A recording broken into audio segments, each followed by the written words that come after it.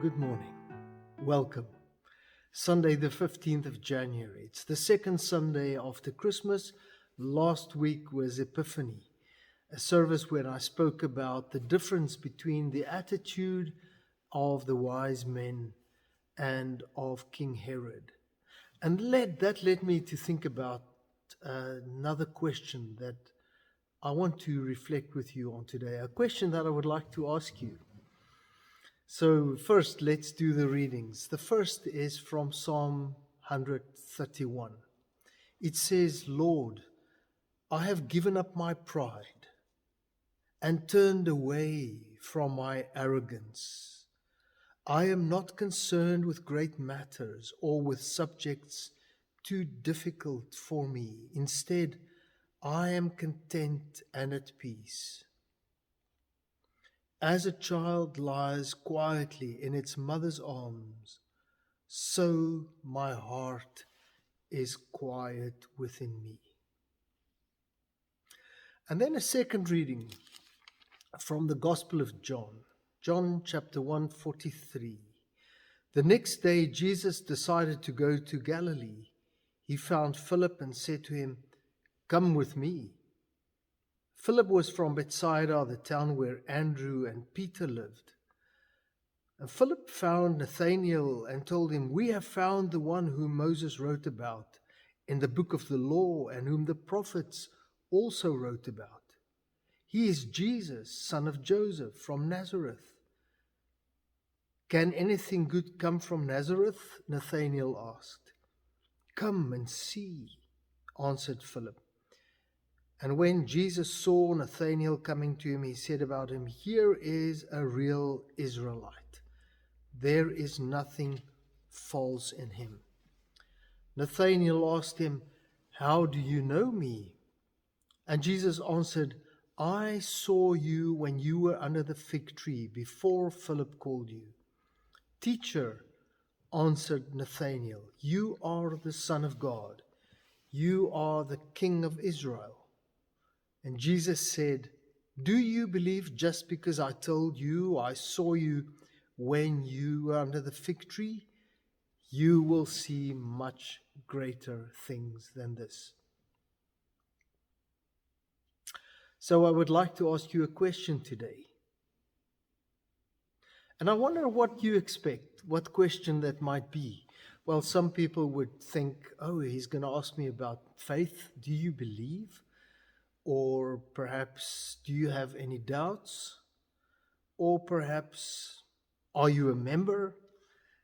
Many questions. I wonder what you would think about. Well, the question that I would like to ask you today is, how are you? Now, there are many possible responses to that. The one would be how could you ask me? I'm not in a position to answer you. Someone might think, well, it's not really any of your business. Someone might think, but are you really interested? And then it's so difficult to answer a question like that because we are so multifaceted.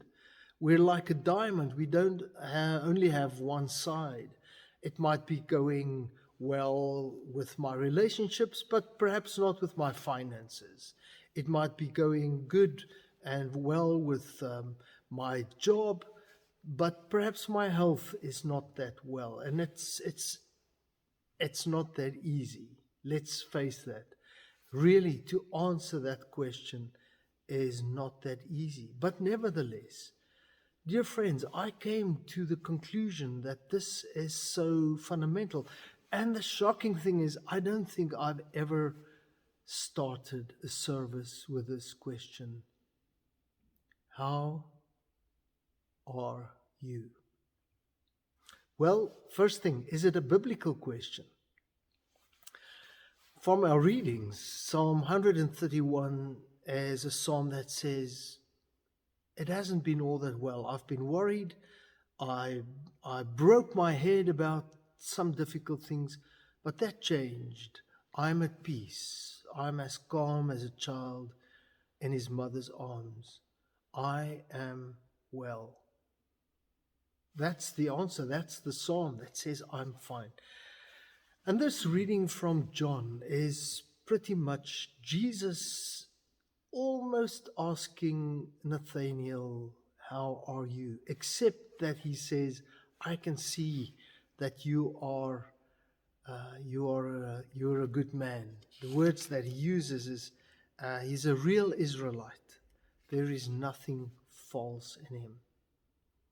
But this beautiful story of Jesus seeing Nathanael makes me think that Jesus might have looked to this man sitting under the fig tree and he wondered about him. How are you? Somehow, if that was the question, or even the way it was perceived by Nathanael, it awakens something within him. And perhaps he perceived the truth of interest of Jesus in him.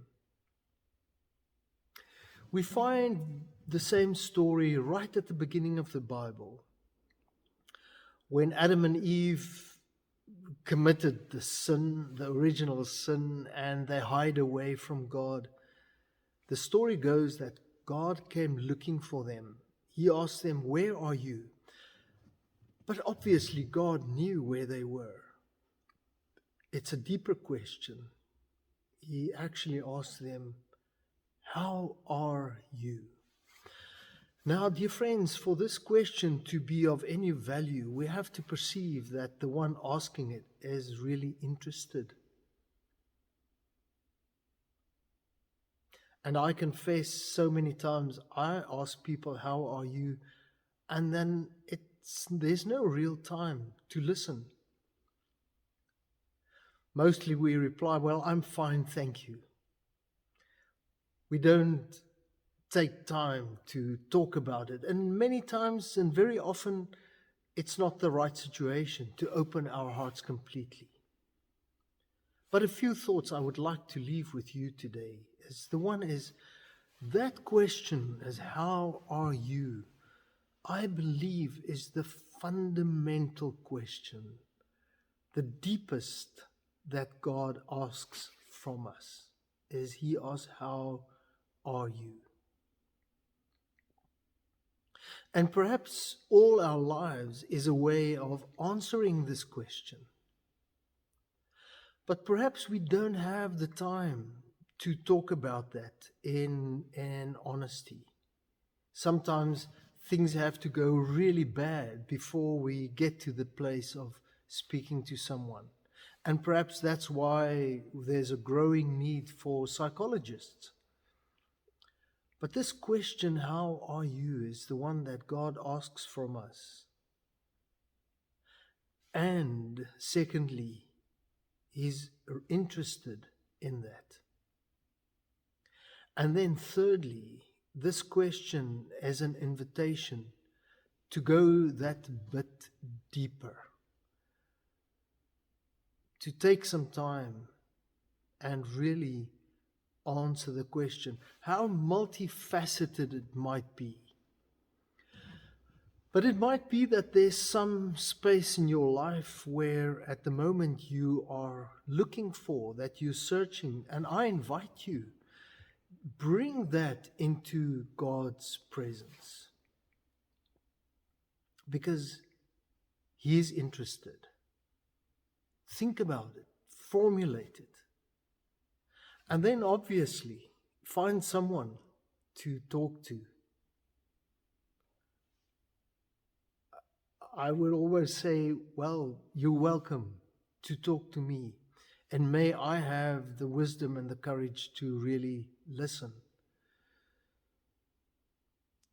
But may we live not with the fleeting answers of answering this question too quickly, even for ourselves, but to remain for a moment and know that whatever there is, I need to formulate it and bring it into God's presence. Now, this is only a beginning, and I would like to continue with a slightly different way at next week's reflection. And with this, may you really find the presence of God to answer this question.